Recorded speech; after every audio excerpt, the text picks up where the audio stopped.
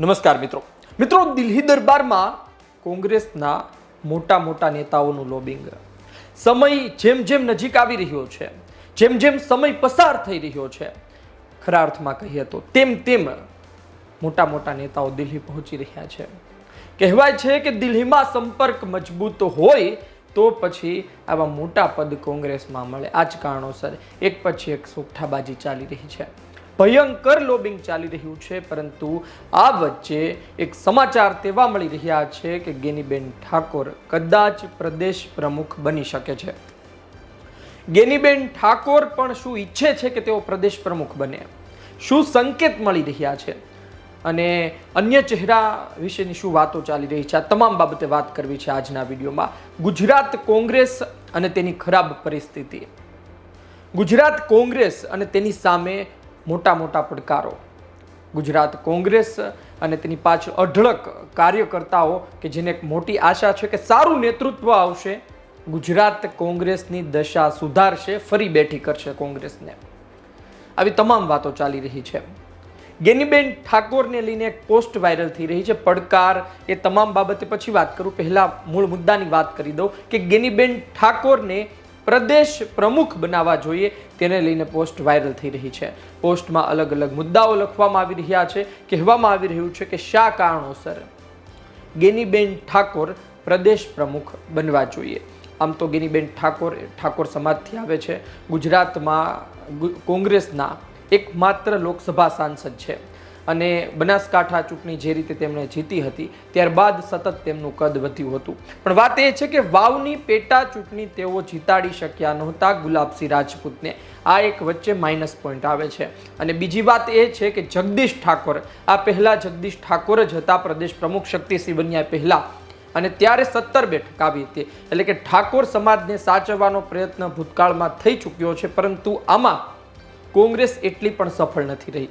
જોકે તેના ઘણા સમીકરણ બીજા પણ છે, પરંતુ વધારે આપણે એમાં ના પડતા ટૂંકમાં વાત કરી દઉં કે આ એક બે કારણ છે જેના કારણે કહેવામાં આવે છે કે ગેનીબેન ઠાકોરનું લોબિંગ અથવા તો તેના પ્રયત્ન નિષ્ફળ જઈ શકે. પણ એક વ્યક્તિ તરીકે ગેનીબેન ઠાકોરને દિલ્હીમાં લોકો ખૂબ માને છે. એક મજબૂત ચહેરા તરીકે દિલ્હીમાં તેની છબી છે. એ પછી કેસી વેણુગોપાલ હોય કે પછી કોંગ્રેસની ત્યાંની ટીમ હોય, એ આમ પણ તમે જુઓ કે પોતે લોકસભા સાંસદ છે, એટલે સતત દિલ્હી જતા હોય, ત્યાંના સંપર્ક અને ત્યાં જો કોઈ હાથ પકડનાર હોય, ત્યાં તમારું સાંભળનાર કોઈ વ્યક્તિ હોય તો પછી તમારું કામ નીકળી શકે.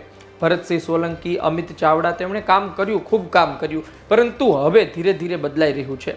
ભરતસિંહ સોલંકી જતા જે 77 બેઠક સુધી કોંગ્રેસને પહોંચાડ્યા હતા. વાત એ છે કે એ સમયે તો ચાલો પ્રદેશ પ્રમુખ તરીકેની ભૂમિકા ખરી, પણ પાટીદાર આંદોલન, દલિત સમાજનું આંદોલન એક તરફ, અલ્પેશ ઠાકોર ઓબીસી સમાજના આંદોલનની વાત, આ તમામ બાબતો ભેગી થઈ હતી. પણ આમાં પણ કોંગ્રેસ જીતી ના શકી. આવો મોકો કોઈ પાર્ટીને મળે તો એ સરકાર બનાવી દે, પણ કોંગ્રેસ ના બનાવી શકી. વાત એ છે કે હવે કોઈ એવા મજબૂત નેતાને મૂકવા પડશે. આ જ કારણોસર અલગ વાતો ચાલી રહી છે. કેટલાય લોકોએ અમને તેવું પણ કહ્યું કે ગેનીબેન ઠાકોર વિશે દિલ્હી દરબારમાં ગુજરાત કોંગ્રેસના કેટલાય મોટા નેતાઓએ તેવું કહ્યું હતું કે ગેનીબેન ફક્ત બનાસકાંઠાનું રાજકારણ કરવા ઈચ્છે છે, તેને પ્રદેશ પ્રમુખ નથી બનવું. આ વાત ગેનીબેન ઠાકોર સુધી પહોંચી અને ગેનીબેન ઠાકોર પોતે દિલ્હી જઈ રહ્યા છે અને પોતે ત્યાં પહોંચી એ બાબતે સ્પષ્ટીકરણ કરશે કે તેવું કશું નથી. હું પણ એક લડાયક વ્યક્તિ છું, એક લડાયક મહિલા ચહેરો છું, મને તમે પ્રદેશ પ્રમુખ તરીકે એક તક આપો અને પછી પરિણામ જુઓ. બેશક એ પરિણામ લાવી શકે, પણ અત્યારે આ પ્રકારની સ્થિતિ જોવા મળી રહી છે. ગુજરાતમાં મહિલા ચહેરામાં એક તો જેનીબેન ઠુમ્મર છે, એક તો ગેનીબેન ઠાકોર છે. લડાયક ચહેરામાં બંનેનું નામ ખૂબ ચર્ચાયું છે.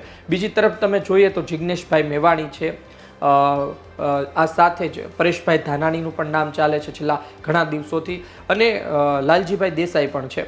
મેવાણી પણ તમે પુરુષ ચહેરા જુઓ તો એમાં મેવાણી ખૂબ મજબૂત ચહેરા તરીકે સ્થાન પામે છે. પરંતુ પાટીદાર સમાજના કોંગ્રેસી નેતાઓ, પૂર્વ ધારાસભ્ય અને વર્તમાન ધારાસભ્ય, એ પણ મોટો ખેલ પાડવાનો મિજાજ અત્યારે ગોઠવી રહ્યા, આ સમગ્ર સમીકરણ ગોઠવી રહ્યા છે. અને એ જો એમનું સફળ રહે છે આખું આયોજન સમીકરણ, તો પછી આવનાર સમયમાં નવા પ્રદેશ પ્રમુખ પાટીદાર સમાજથી હોય તો પણ નવાય નહીં. આપનું શું કહેવું છે કોમેન્ટ બોક્સમાં જરૂરથી લખજો. એક વાત તમે લખીને રાખો કે ગેનીબેન ઠાકોરને પોતે પ્રદેશ પ્રમુખ બનવું છે, બસ એક લીલી ઝંડીની વાર છે. જો તમામ સમીકરણ સેટ થાય છે, લોબિંગ સેટ થાય છે, તો ગેનીબેન ઠાકોર નવા પ્રદેશ પ્રમુખ હોઈ શકે છે. અને કોણે કહ્યું કે 27માં તેમની જ આગેવાનીમાં ચૂંટણી લડવાની?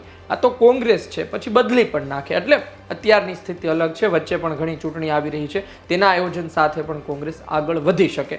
આપનું શું કહેવું છે? કોમેન્ટ બોક્સમાં જરૂરથી લખજો.